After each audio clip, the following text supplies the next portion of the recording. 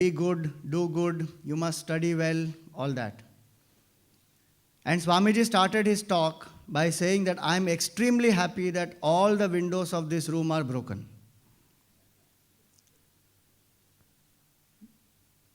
And once again he repeated that. He said, I am extremely happy that all windows in this room are broken and there are many things here which are not as the way it should be.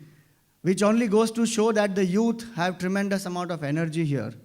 My job is only to channelize that energy in the right direction. As we all know, 70% of this country is young, less than 35 years of age, and India is the youngest country, the future of the world. In your NMIMS theme song also it was there. So as the youth, what do we do to build a grand future for the country? Today the youth are much more politically aware also, making so many more choices and playing a vital role in deciding the destiny of this country. And it's very heartening because on the social media and many other forums, we see the youth wanting to make a change, wanting to be the change, wanting to make a difference to the country. And all of you, I believe, are the leaders studying here. You will lead mighty organizations, you will build huge empires. And so it is very important that each one of us has that right vision for the country. So here today in a very short presentation, we are going to run through a few aspects that how we can prepare ourselves. Swamiji always believed that the youth alone can. And that was the message that he used to give us, that youth have tremendous potential. And he always said that the youth are not useless, they are used less. They are not careless, they are cared less. Many people think that, so many times we come to hear that Swamiji, today the value system is going down, the youth are going from the bad to the worst and they don't have that kind of adherence to the values that should have been there. But I interact with the youth. We have the Chinmay Yuva Kendra, the youth wing. And I see so much of potential in them, so much of sincerity, and they are ready to apply. All that they need is that they are loved and that rationally things are presented to them. It's as simple as that. And when we are able to present it to them in that way, they are very ready to even come forward and serve. So youth are not useless, they are useless. And so Swamiji gave us this motto for the youth wing, that harnessing youth potential through dynamic spirituality. So the potential is there in each one of us. And yes, it does get channelized when we come into our education system. We learn many skills, we get a lot of knowledge, we learn how to increase our standard of living. But along with that, what is also important is the standard of life. Today we see so much of stress, worry, tension, anxiety. Everybody going through so many difficulties. Sometimes the pressure and the stress is so much that we can't handle it. So sometimes one resorts to drugs, sometimes one goes into depression, sometimes even one gets into suicidal tendencies. But all that happens because that inner strength that we need to face life is somewhere not enough, and that is where we have to empower ourselves. So Swamiji gave us this word called dynamic spirituality. Once our global head, Swami Tejomayananji, he went to someone's house. They had invited him, so he went there. And a very small child, 5-year-old child, came to Swamiji and said, Swamiji, I don't have peace of mind. So Swamiji looked at that child and said, my dear, when I was 5 years old, I didn't know I have a mind. Today the children, the youngsters, they are so well informed, well equipped. But somewhere that stress is there and we just have to empower ourselves within. We find in the Mahabharata, Arjun is the representation of that dynamic youth who is very skilled, who is an expert, who has acquired all the knowledge, the best archer of his times. He can shoot with both his hands. He was ambidextrous. And such a mighty warrior who prepared for 12 years for the war.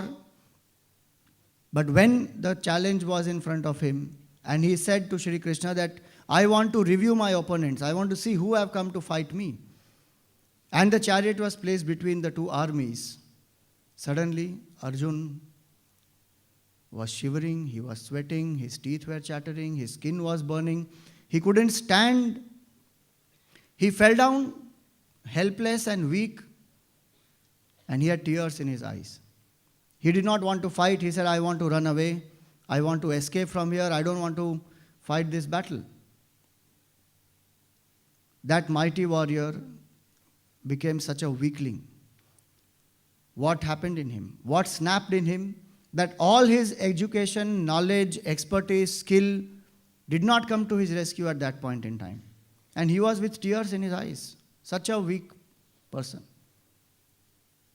Somewhere I read that tears are the hydraulic force by which masculine willpower is defeated by feminine water power.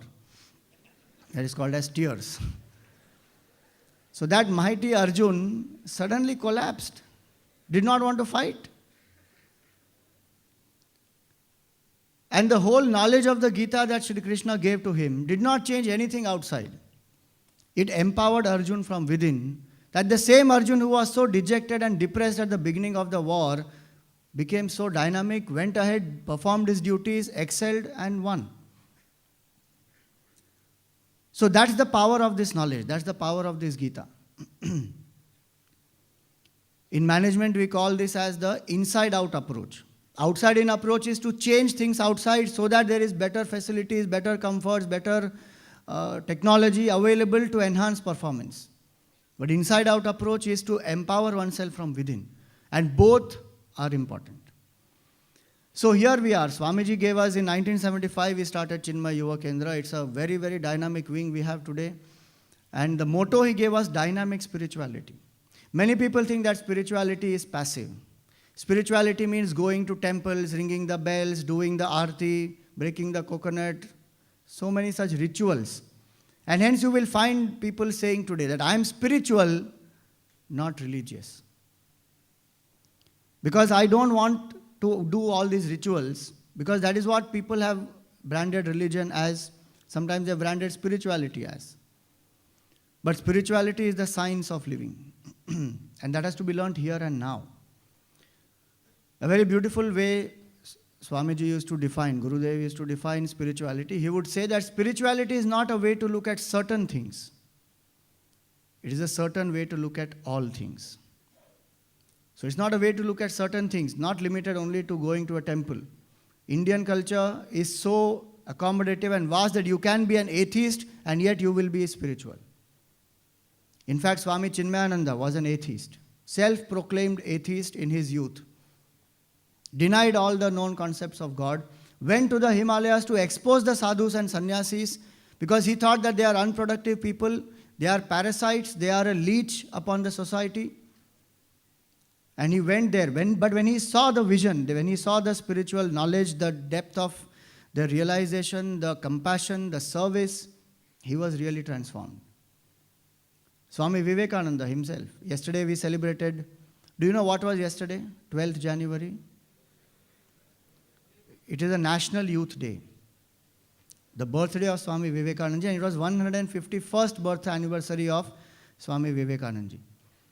Vivekananda's, the moment we hear Swami Vivekananda, the one word that comes to our mind is strength and youth.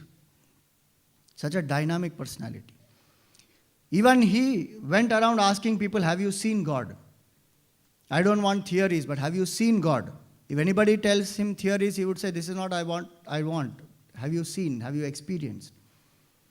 So mighty masters in the past have empowered themselves spiritually, and they have been able to make a difference to the humanity for decades and generations to come. They never went to an IIM, they never went to an ISB, they did not go any management school. Jesus never went anywhere, Buddha never went anywhere, Shankaracharya never went in any of these schools. But the institutions they have founded have lasted for millenniums. Why? Because spirituality, service, knowledge, sacrifice is the basis of that. So dynamic spirituality is what we believe in. So today we are going to speak about that. That all of us want to be successful here. Nobody would like to be a failure. Everybody wants to have success and have great achievements. So if I want spectacular achievements, what I need along with the skills and knowledge, etc., is I need spectacular inspiration. That what is the inspiration force that is behind me? That what inspires me to achieve that high goal? In management, we will always learn about think big. There's one famous book also, Think Big and Grow Rich. Think big. Always one is taught, the bigger we think, the greater will be the achievement. So it is not enough just to think big in terms of numbers, but it must really inspire us in terms of the vision. Hence today corporates have a vision statement, a mission statement, and they try to inspire everyone. Otherwise the big goals can never be achieved. Rajanji spoke about so many goals that are yet to be achieved. And if the team is inspired, then definitely it will happen, as it has already happened in so many years. So what is required is that boost of inspiration. Today you will hear from many people that stress is very important. Stress makes us perform. The stress for examination, if it is there, then only we will study. The stress of a timeline of a project is there, then only we will perform. But in Indian culture, we don't believe that. In fact, one comes to even believe many times that there are two types of stress. One is called as positive stress, which is called as eustress, E-U-S-T-R-E-S-S. And other is a negative stress, which is called as distress. So positive stress is required to perform. Is a general understanding, and the urgency syndrome, etc., will pressurize a person to perform. But in Indian culture, we always say that we don't need stress to perform. Stress is a Rajasic level. Inspiration is a Sattvic level. We need inspiration to perform. We don't need stress to perform. Does Zakir Hussain play tabla out of stress or out of inspiration? Sachin Tendulkar played for 40 years, in 24 years. He played the cricket. He did not play out of stress. He played because he enjoyed that game. So what we need is a tremendous boost of inspiration. So the goal need not be only higher, but the goal must make a difference to the people around, make a difference to the society, give us a deep sense of satisfaction that I have done something valuable, I have contributed something.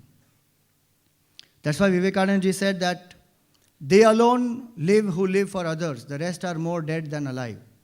Today, desperately, India is in need of youngsters, of leaders who have that vision of selflessness. Rampant corruption that we are seeing everywhere is because one thinks about oneself. I. The more one has to think about the country. So in Indian culture, we have Matra Devo Bhava, Pitru Devo Bhava, Acharya Devo Bhava. But Vivekananda ji said Rashtra Devo Bhava.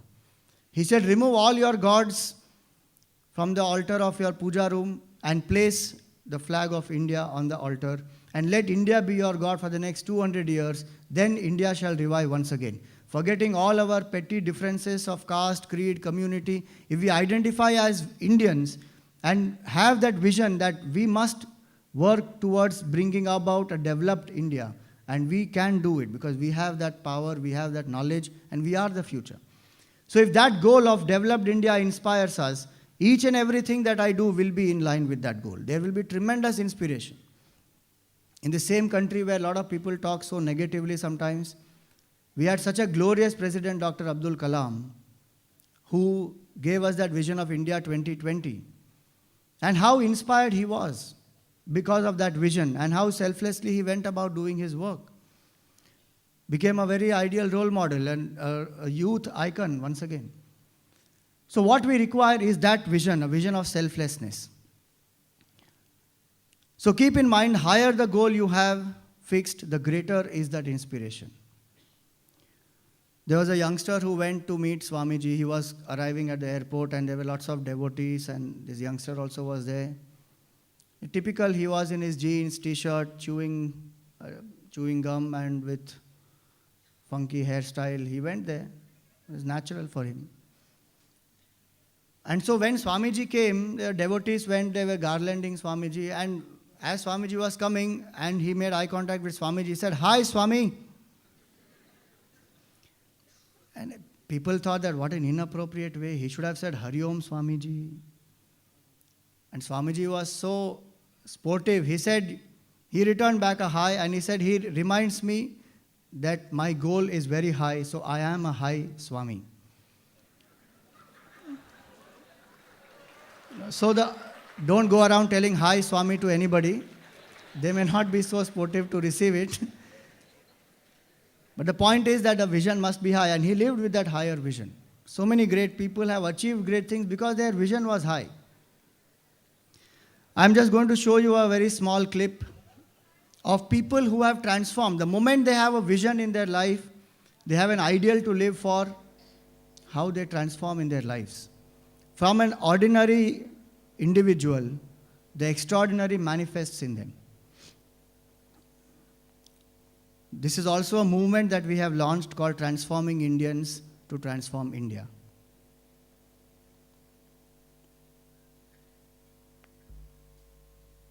The audio, please.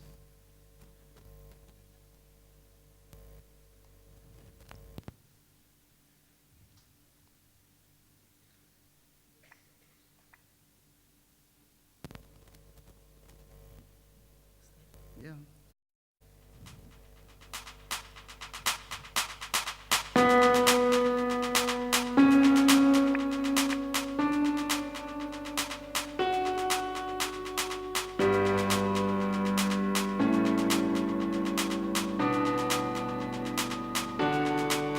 आज सब कुछ बदलेगा, आज अंबर में चलेगा, जब दिल में ज्योति की हो पुकारे देश बढ़ेगा। आज तो जिद करना है, चलो हमें कुछ करना है, जिसे रास्ता ना देखना हो बस उसको डरना है।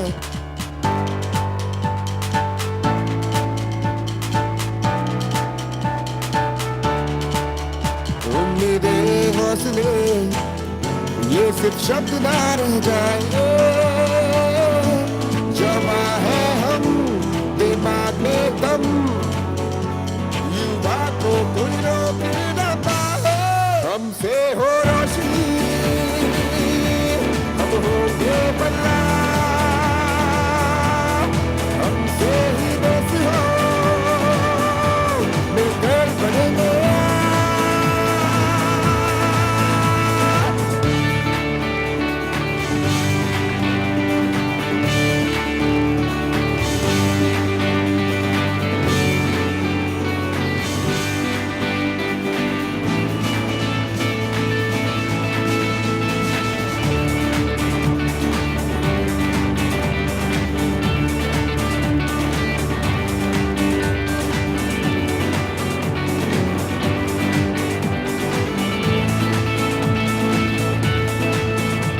क्या देखते हो, खुद में कभी झांक के देखो, जब बदलेगा हर एक घर बदलेगा देश भी। जान कर सोच मिलेगी, सोच से राह मिलेगी, उस राह पर हम सब युवा को जान मिलेगी।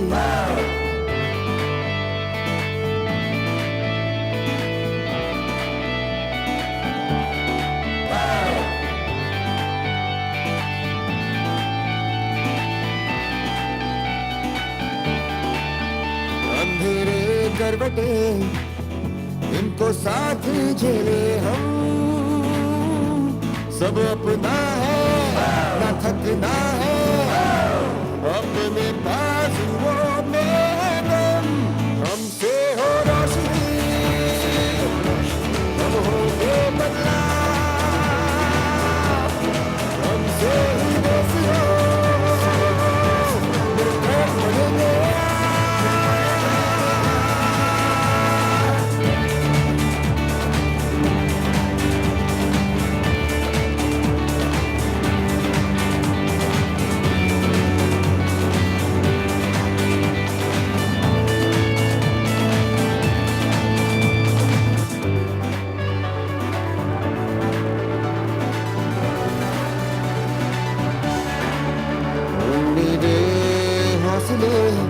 ये सब शब्द ना रह जाए,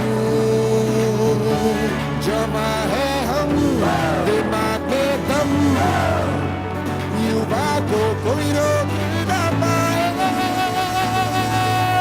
हमसे हो रोशनी, हम होंगे बदला, हमसे ही देश हो, मिलकर बनेंगे।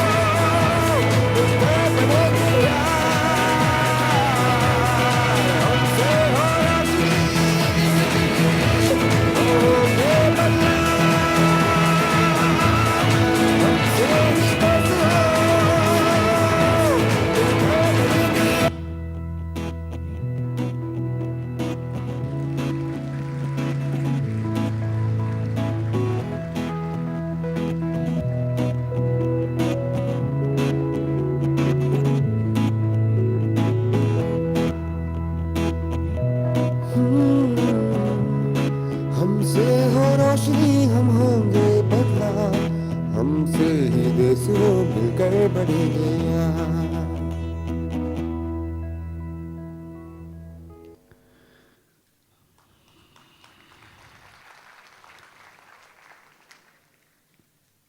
So friends, do you believe that your transformation transforms the nation? It's a very weak yes. Yes. And please repeat, let us repeat 3 times together. My transformation transforms the nation. Let us loudly, 3 times, everyone together. My transformation transforms the nation. Transforms the nation. My transformation transforms the nation. My transformation transforms the nation. Rashtra Devo Bhava. Bolo Bharat Mata Ki Jai. Now, how do we transform? We need to find for each of ourselves a higher inspiration, a higher purpose, a higher goal. This video that you saw is about the movement that we had launched last year, and it's a 3-year movement. Last year we brought out the book and we did a whole national quiz on it.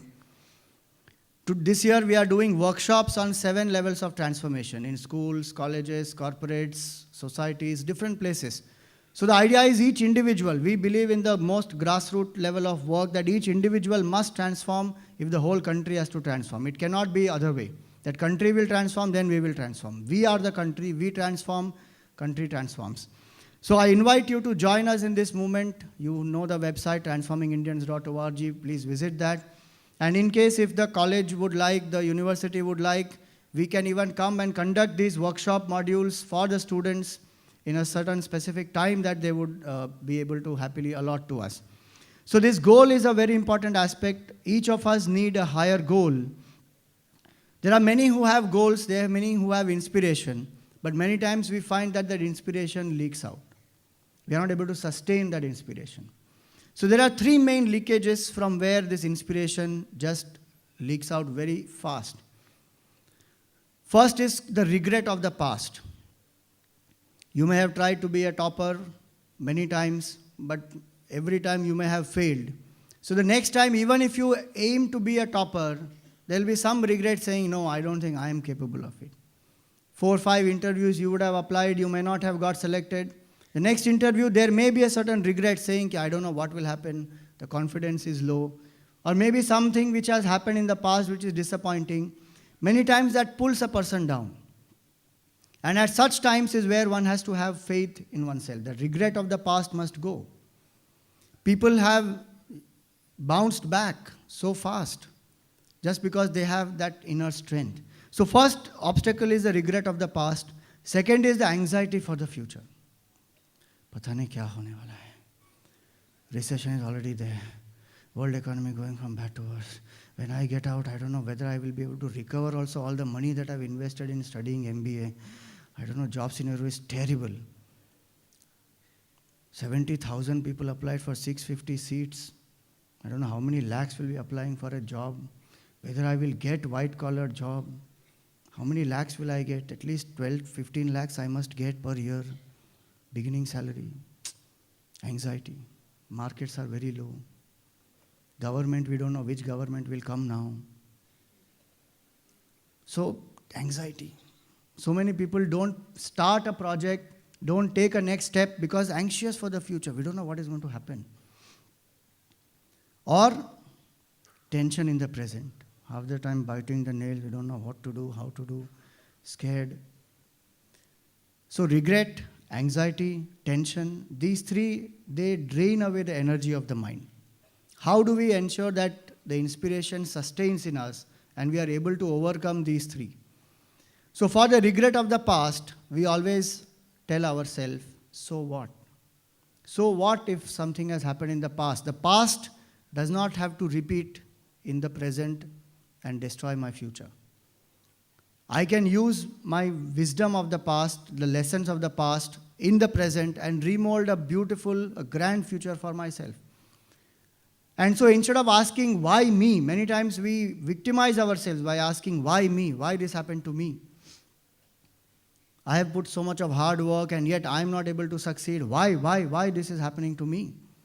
Instead of asking why, one should just ask, so what if this has happened? How can I learn from it and move on? Why to wallow in the regret of the past? Many of you may have known or have read the biography of Steve Jobs. You see his whole life, how it was, so many obstacles on the way. If he wanted, he could have despaired, he could have been very sad, he could have been a victim of life, he could have been a defeatist. But he bounced back every time.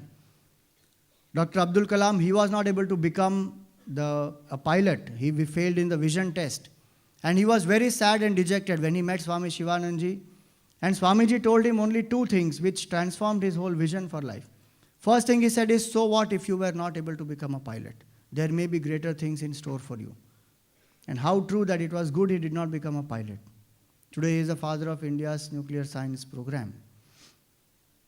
Second thing he said to him was, defeat the defeatist in you.